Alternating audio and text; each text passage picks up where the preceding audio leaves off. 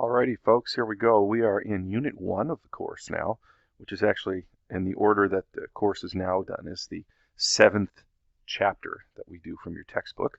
So we're doing Unit 1, and it's Chapter 1, which we do in the order now. And we're talking about inductive and deductive reasoning, which are the two sort of themes that run the whole length of this unit. And we're going to talk today specifically about something called making conjectures, and how that relates specifically to inductive reasoning. That's what we start with, and we'll get into deductive later.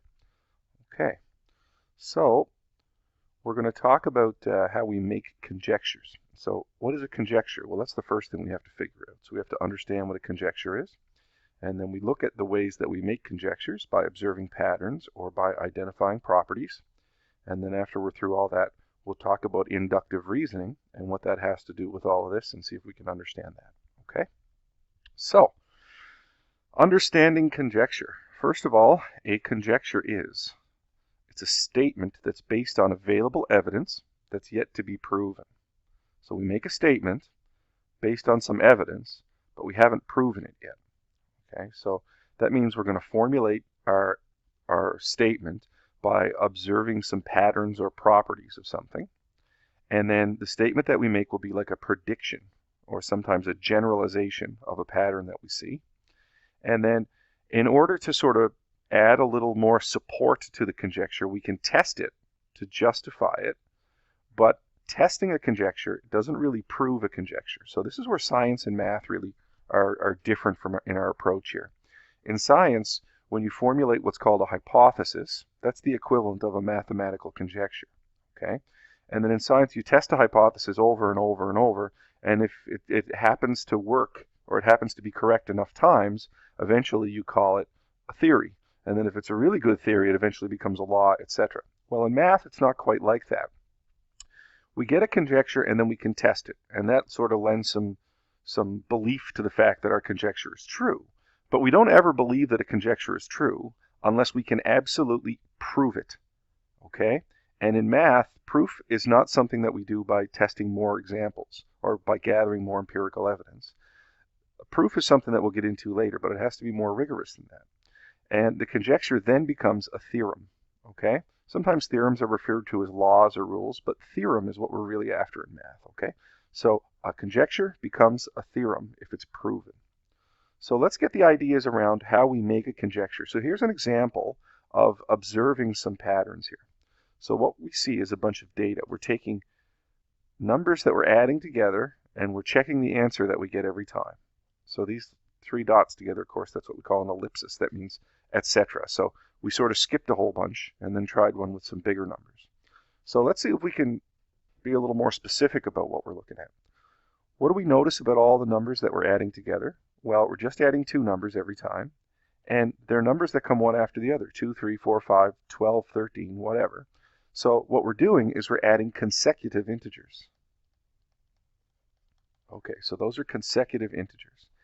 All right, so we're looking at adding consecutive integers. And let's look at the answers that we're getting every time here.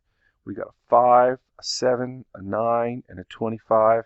So is there any pattern that we notice in sort of the sum that we get for those consecutive integers? Well, one thing you might notice is that they're all odd numbers. Okay, so we're getting odd answers. So the way a mathematician looks at that, they say, I wonder. I'm going to make a conjecture. I'm not sure it's true, but I'm just going to sort of postulate. I'm going to say that the sum, so this is my conjecture here, the sum of any two consecutive integers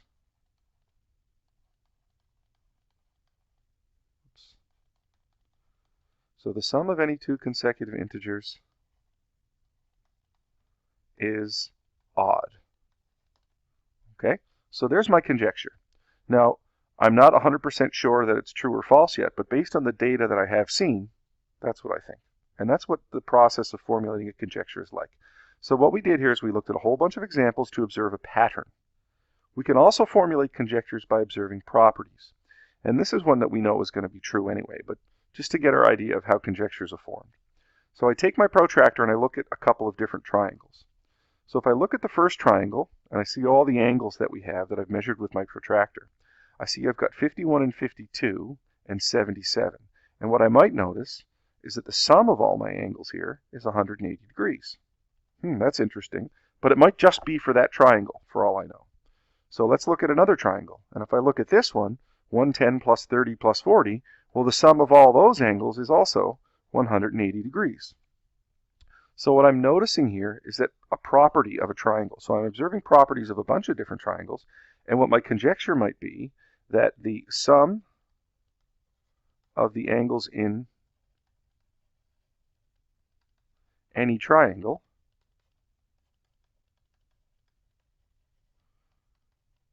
is 180 degrees.